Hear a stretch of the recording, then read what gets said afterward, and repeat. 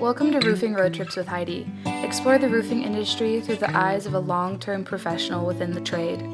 Listen for insights, interviews, and exciting news in the roofing industry today. Hello, and welcome to another Roofing Road Trips from Roofers Coffee Shop. This is Heidi Ellsworth, and we are talking about something that I think is totally cool, and that's the next generation.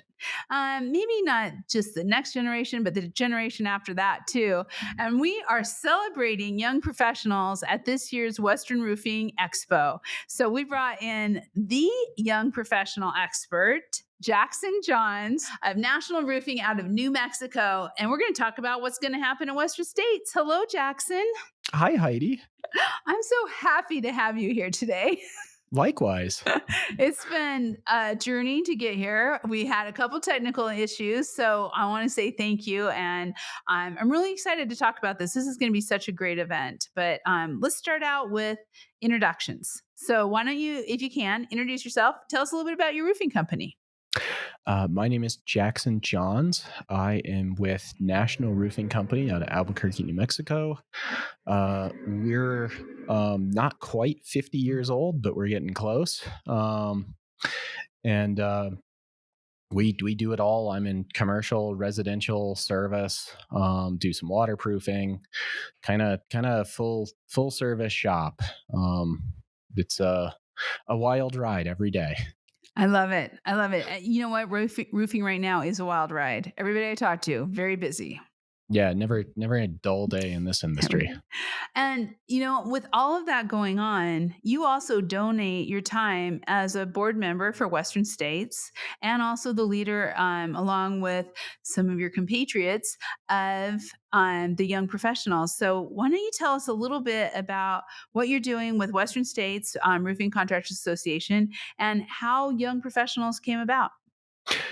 So the young professionals, young roofing professionals, the YRP, was I think initially it every roofing company kind of has this existential threat of where are we going to get new blood? Where are we going to get younger people? How do we get them involved? How do we convince them that they want to be on the rooftop and not in an air conditioned office? Yeah. And I think that the committee for a while there was a bit of a group therapy session for the children of board members. And then, which not that that's not important, Right. mental health being what it is in this industry. But we kind of suddenly had, I think we hit that critical mass of like young roofing with the emphasis on professionals and had that professionalism to be like, hey guys, well, it's really nice to chat with you. We could just do this at the bar later. Why don't we really try and develop deliverables and have something that will appeal to people? And while Western States puts out these amazing technical documents and legal bulletins and all of this business related stuff, those are all tend to be somewhat older media formats for good reason. But we saw this opportunity that we could do a podcast, we could start to do deliverables in a different format, stuff that might be a little more fun and punched up and appeal to people who, the younger generation, like that work-life balance. Part of the implication of that is we should have fun at work. Work should be, Yes. sometimes we should take a minute to tell jokes, have a couple of laughs. And so we started putting out a podcast. It has been a bit of a wild ride since that my two co-hosts, Shane runs a business out of California, and Rachel has a prominent role in a supplier, and so we all have very little time. But when we can, we like to get together, discuss industry issues, discuss problems that we're having, interview some people, mostly just provide a good hang. Yeah. I've been on your podcast. It's awesome. I felt very honored to be on that. And I think it's such a great, well, obviously I'm a little prejudiced because here we are on a podcast, but I just think it's such a great medium to get your message out, especially to the younger generations. But Gen X, we're listening to podcasts too. So I think it's across the board. Yeah, and my father, who is a boomer, asks me about these podcast things that he's heard of, and then you got to point him in the right direction. You just have to help us find it on our phones. It's the only thing you really have to do. Yeah, it's no he my father has a really interesting relationship with technology where he's like, "Can I? Do you remember the Motorola Razor? That was like the last phone I liked. Can I get one of those?" And I'm like, "Oh boy!" And then Oh, he was yeah. like, "Even that was too complex. Bring back the StarTAC." Yeah. And Where's my BlackBerry? yeah, even the BlackBerry's like, I there's too many know. buttons. Just I need two things: text Too and call. much. Well, I love it. And one of the things I've seen that has really changed with young roofing professional groups is, and no disrespect to anyone out there, but it seemed like a lot of them were it was like a bunch of older people saying, "Oh, this is what you should do," to the next generations. And I love what you all do is you're very much you let us sit in, you let me sit in, I get to listen to the meetings, but you're running it. You guys, it's your initiatives and you're really moving it forward. So it becomes very welcoming, it becomes very modern. It makes sense to me from what I see. So in that vein of talking about that, one of the things in the last meetings you wanted to do an event at the Western Roofing Expo. Yes. So talk about how it was created, and then let's go into what it is. Well, we, in addition to wanting to do a deliverable, I don't think we did it last year, but the year before last, we had a kind of open forum class, and it had some really interesting conversations. And personally, I learned a lot. And it was like it was a gentleman who said that he felt that the rules had of the social rules had changed, and I was like, well, I kind of I didn't take that as gracefully as I really should have. And then Shane was like, think about it for a second. From his perspective, they absolutely did. And I was like, well, look, dude, it's not like we have a convention where we get all the millennials together to decide on what wokeness means this year. And then I was like, actually, this is really useful. And part of it's just like, let's have a conversation. And then we last year tried to have a bit more of a social event, and it's very difficult in Vegas to want to compete with the nonstop party that is Vegas. And so we decided that this year it'd be significantly more constructive to go back to this roundtable format and to really invite younger people in to have conversations with them. I happen to have the enormous privilege of getting to run the company. And so my perspective is from that like high level executive seat. And I've noticed that there are a lot of questions that I wind up answering kind of again and again, or there's a lot of questions that people have that tend to go unanswered, and then when we figure out the answer, and we all have to over the course of the career, we tend to keep that answer a secret, like we're embarrassed to say it out loud. And so part of it is like, why don't we just drag that out in the open and say like, all right, here's a place where there's no dumb questions. And if you're like, ask the ones that are going to make us a bit uncomfortable. Why don't we say the quiet part out loud about like how you advance in this industry? What is your boss really looking for? How do you assess talent? How are we assessing talent? How do you assess your own talent? How do you kind of project a career path? And Right. have to have something, take a moment where we can be vulnerable with each other and honest with each other. And that's what we're hoping to put together. There's a presentation that kind of goes along with it, but it's more guided conversation. And I think the real value is not going to come from us, the presenter, so much as the other audience members getting to share their own experiences and getting to say, you know what, I had that same problem, but this is how I resolved it. And really starting to build that, I guess, young roofing professionals' brain trust in the industry, and start to develop a giving opportunities for younger people to develop their own networks. I love it. I love it. You are very clever anyway. You and Rachel and Shane just crack me up, and you're always making things fun. But you have a great name for the round table. What is that? It is, well, I guess this is growing up, which is a reference to the 1990s Blink 182 hit, Damn It. And I guess, it's the sheer number of times where stuff happens in your professional life and you eventually just go, well, I guess this is growing up. I guess that's what this feels like. As well as, it is interesting because I think I just dated myself to all the Gen Z kids there, where like now I'm the out of touch old guy, and they're like, "What's Blink 182?" And I'm like, Well, that and you run a company, so you're gonna have to make up for that probably when you get there. yeah, I'll I'm suddenly I'll be like, why do I feel like my pants are so high waisted? And, oh, Well, I have to tell you, I think it's inspirational. I think it's inspirational that, your generational company, that you are running the company and that you can share this with other, whether it's millennials, Gen Zs, or Gen Xers like me. I mean, I think it's really important to have those conversations from different sides of the table. And so it brings a lot. And especially when you think about you and Shane are with roofing companies. Rachel is with a manufacturer, Malarkey. And then you have all these, I know Megan and Alex from Roofers Coffee Shop are going to be there. Here they come from, you have some folks from publishing.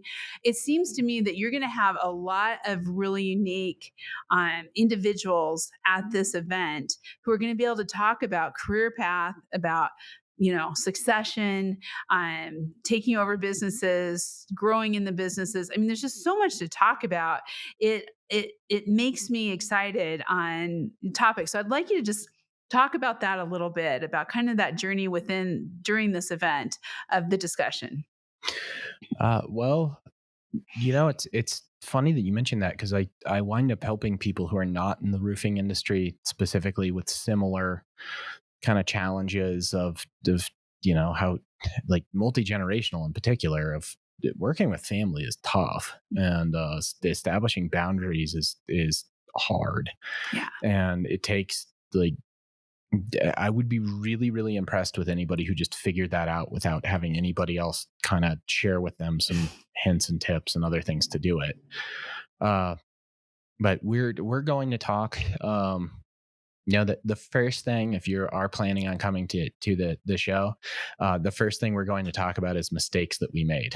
I will share a significant one that I made. And I'm, as painful as it was, I'm proud of it now. But part of that is, just, you break the ice when you're vulnerable with people. Vulnerability builds trust, as well as, one of the points I want to get across really early is people who own their mistakes grow, and admitting your mistakes also makes people like you. Yeah. And you wouldn't think that. It's but that's it. And then, getting into some of the things that some uncomfortable admissions about how businesses operate, making some distinctions on hard skills and soft skills, making distinctions on hard power and soft power inside an organization, and trying to kind of help people discover something that I've learned, is that people do their best and generate wealth when they get to focus on what they're best at. And so some of it is actually trying to get people to be like, all right, what's your superpower? Yeah. Let's own that. Yeah. How can we use that? And how can you use that?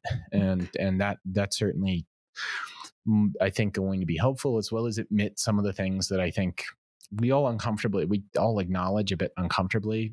We just don't necessarily acknowledge it out loud, about like how businesses operate, how this industry can operate at times. And a lot of this is sort of general business stuff, as opposed to being really specifically roofing related. But I think the roofing industry kind of has more of these challenges than not. I think a large portion of the future owners of roofing companies are like me. They're born into it. And there is a weird thing where, I had just started. I'd been like working here for 3 weeks and was like, how do you not know how to do this incredibly complicated detail? And it was like, well, you do realize that this information is not genetic, right? I wasn't born knowing it. Neither was my father. And we have to learn it just like everybody else. Yeah. And so I think, I have a tendency towards improvisation. So I think one of the things I'm really looking forward to is I will be surprised where this conversation will go at some point. I'm really it's there's no spoilers for legitimate surprise, but part of it is to have give people space to develop their own networks, ask some awkward questions, and get some hopefully less awkward answers. Yeah, I think it's brilliant. And because, and what you just said, discovering people's superpowers, helping people, because in all honesty, growing up in business, I'm not going to put this just on roofing, although I do see it quite a bit, but, through my career growing up that way, I had people who loved to tell me what I couldn't do a lot, and Yeah. instead of what I could do and what they saw that I was good at. And so I think having that conversation and having that peer support of other people out there to be like, yeah, you're really good at that, but you might want to stay away from that. Sales isn't your thing, or it is, whatever it may be. And I really see this event as being that start. I mean, by doing the roundtable, people will make friends who they can then call, and they can text, or call, sorry, showing my age. They can text. And I just think I think it'll be really good for them. And so that kind of leads me to my next question of, associations are constantly doing membership drives.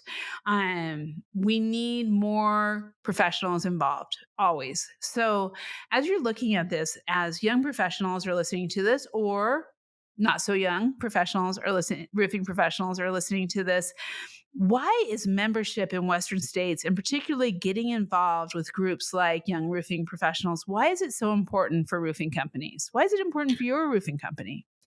I would say it's important for two reasons. One is that the Western States Roofing Contractors Association in particular has an enormous amount of informational power. It has, due to the quality of its technical bulletins, it has bailed me out in a multi-million-dollar lawsuit when I was able to show a technical bulletin that said, no, the roofer did everything correct. So that's another design problem. The concrete moisture migration issue, if anybody has suffered through that particular there's no polite word to call it. And then, so there's the technical side, there's the legal side. I have gotten some fantastic advice from Mr. Cotney, who's one of the brightest minds in our industry. And I think everybody should try and be on, you should try and be on a first name basis with Trent if you can be. Yes. So He's there's amazing. that yes, he has. There's that piece of the informational power that organization brings, and it just that end. Like if they were like, we're making your dues, we're adding a 0 on the end of your dues, I'd be like, this is still worth it.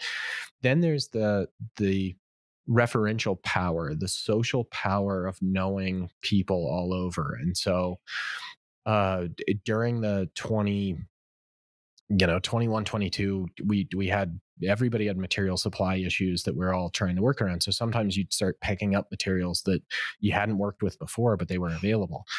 I saved myself a lot of money on equipment purchases by finding people through Western states who had already started installing a whole lot more of it than I had, who were like, oh no, buy this pump, not that one. And you're like, well, that's good, because there was about a $20,000 difference there that you just saved me. So I have found that, and it's really interesting, is all the manufacturers have representatives, and as a contractor, and of course I have a contractor centric worldview, have representatives, but they are trying to sell you something. The best way, I think, to vet stuff, and the most useful thing I found, is to actually go out and talk to another contractor who will tell you, like, this is really easy to install, or this is not, or this is what you got to be aware of. This is where you're going to get your foot caught.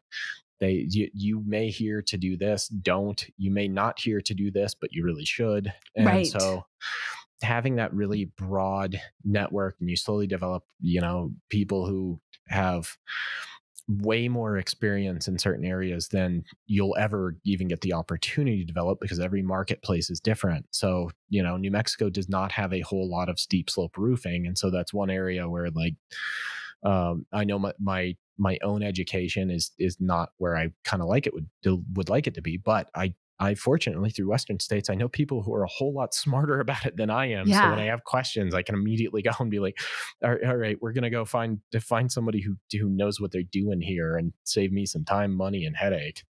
Well, and you know what? I think to your point earlier and to this, it's so what I look at it is that when you have younger people who have just started in their career, they don't always get to network. They don't always get to go to the shows. They don't always get to start building that social circle. And I think it's so critical that they do because, first of all, you're more likely to stay in an industry when you have friends. And you're also going to learn so much. You learn those connections, who to talk to, how to formulate information from your peer groups. And so, Jackson, as contractors are listening to this, maybe some business owners who are more boomer or Gen X, why should they be making the commitment, the financial commitment to bring their younger roofing professionals to an event like this, to what, and not just the, well, I guess this is growing up event roundtable, but also to the trade show overall and getting them involved on the board level. Why is that so important? I, you know, all organizations are made up of people, and in fact, they're just, you could say that all organizations are just, it's just an information processing algorithm. It's a series of instructions of how you take information from one point A to point B, and there's either a product or service that is generated. We just happen to use that information to keep water out of buildings.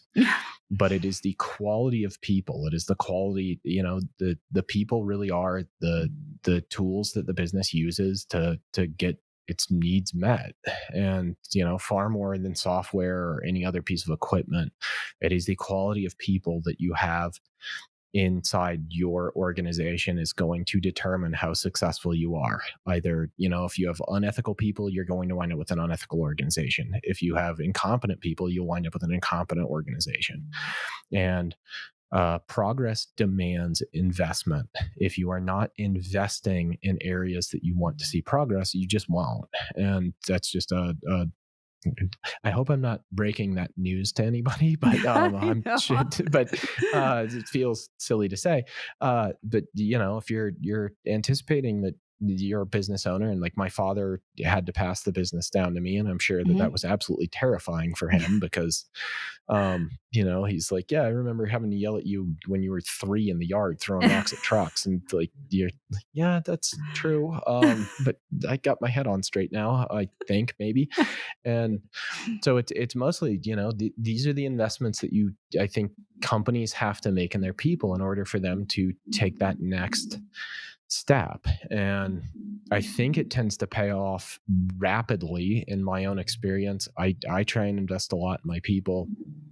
And sometimes it can be incredibly frustrating because you can have, you invest a lot of time and money in somebody and they walk. Mhm. But at the same time, uh, if we all were investing time and money and energy into people and somebody walked out, the next person may have had the same sort of investment made in them, and they're just a higher quality candidate. And so in much the same sense that a rising tide lifts all boats, you do improve the industry as a whole when you make these sort of investments kind of wherever the person winds up. Right. And we all, I think those of us who are on the really high professional end of contractor, the group that we tend to dislike the most is people, we like, it's like two chucks in a truck, and like that's the thing that we find the most offensive. And so if you actually went out of your way to try and educate people, you would just be avoiding that problem in the future. Even if they wind up at your competitor, they're probably going to just want to do something smarter. And speaking personally, like I've always found that when I get in it's not really fun to compete against people who are worse at something than you. Right. Like if your kid's playing soccer, it's not much fun to jump on the field with them, knock them all over, score 10 goals, and like just It make just it. doesn't Yeah. work. Yeah. But if you get to play with people who might actually be better than you improve and learn a lot. And so like as your businesses are going to, if you want to move your business and improve it forwards, it starts first and foremost. Are you investing in your people? Are you bringing them? And these trade shows and I've been to a lot of them. I really do think that the Western Roofing Expo is probably strikes that best balance of fun and professionalism. The people who are there to learn and as opposed to, I have been to some shows where it's just like, guys, this is just a party and I'm not really like, it's fun, sure. But I kind of wish that maybe I'd done something a little more productive with my time, where I've never felt that way about the WRE. Every time I have gone to the Western Roofing Expo, I actually have to take the next day off when I get back so that I don't come in and just start being like, guys, we're going to change this and this and this. You have a new title. We're building a whole new department. And like they actually, you do have to have that like day after Western Roofing Expo syndrome to avoid, but that's a good thing. I need to incorporate that. I think my team would really like it if I would take a day off when I get back, because I'm always so jazzed and I'm like, we got to do this. I got all these ideas and yeah, so I'm right there with you. I totally understand. Okay, so let's just circle back. We know why they should go and how important it is. So let's talk just a little bit about the format, because we forgot to mention that there is some you said it perfect. It's a perfect balance between fun and professionalism and education and everything else. So you guys have added some fun in to the event. So let's talk just a little bit. Like it's going to be on the trade show floor. Maybe just walk people through where it's going to be and what's going to happen and the fun part. So we're on the trade show floor. So a bit larger because we hope to have a bit different format as opposed to kind of we're hoping that it is a literal round table and a series of them. So you'll probably spend more time talking to the other people you're sitting with than you will listening to me, I hope.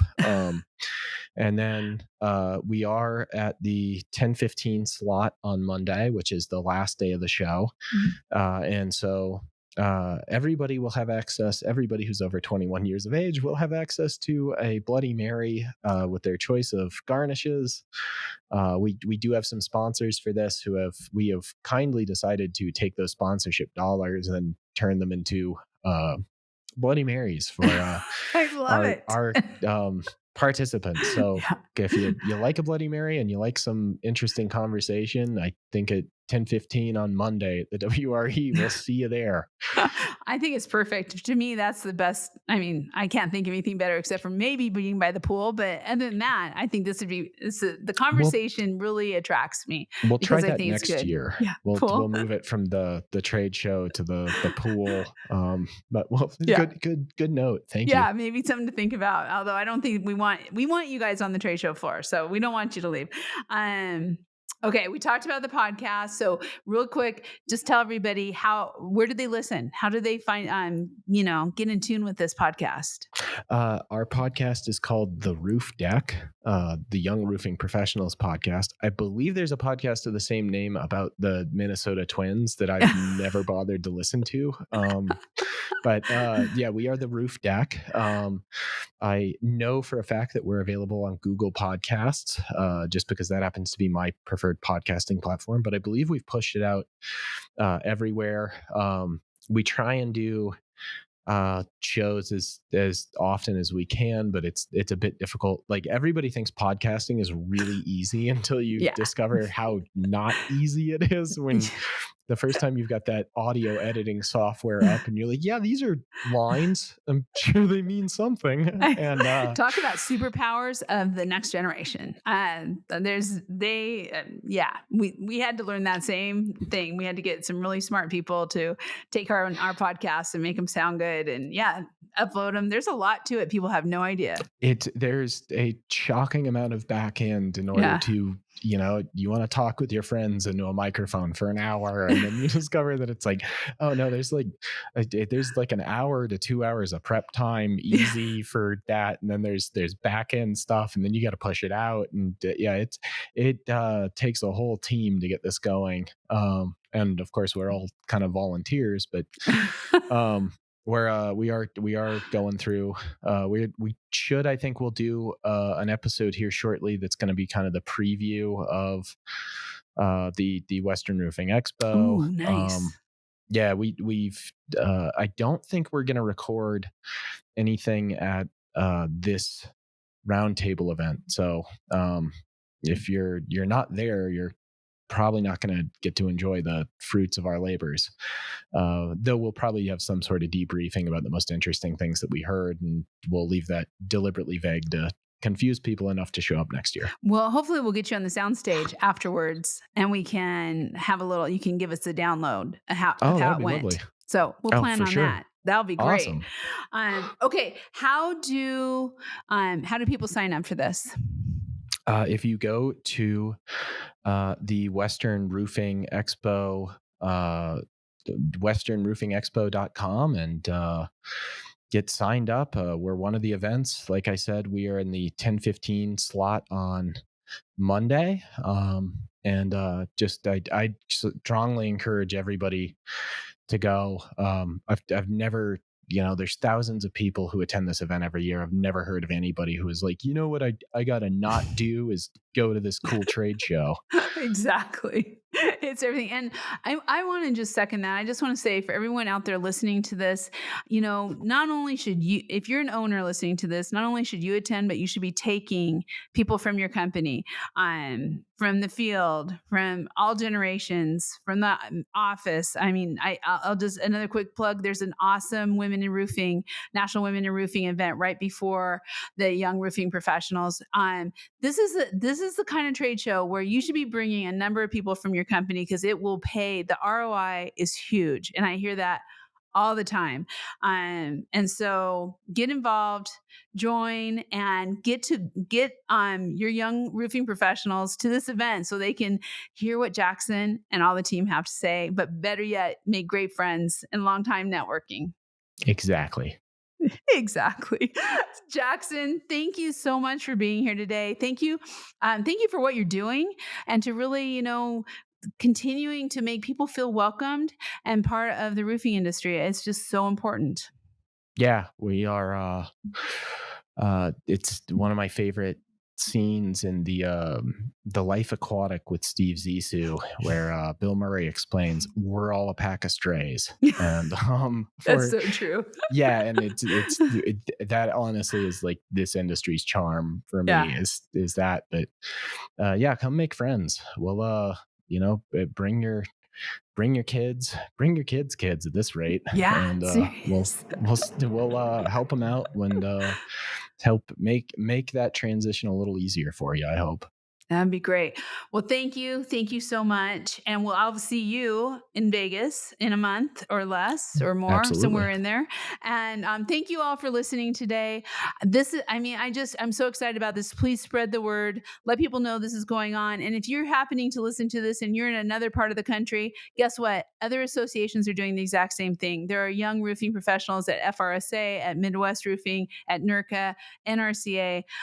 Look to your state association. Get the next generation involved. This is what is going to make it happen for all of us in the roofing industry. So please check out all of our podcasts under the Read, Listen, Watch navigation under Roofing Road Trips, or on your favorite podcast channel. Check out, be sure to subscribe and set the notifications for Roofing Road Trips, and also the Roof Deck. Get them both. And we will be seeing you next time on Roofing Road Trips. Make sure to subscribe to our channel and leave a review. Thanks for listening. This has been Roofing Road Trips with Heidi from therooferscoffeeshop.com.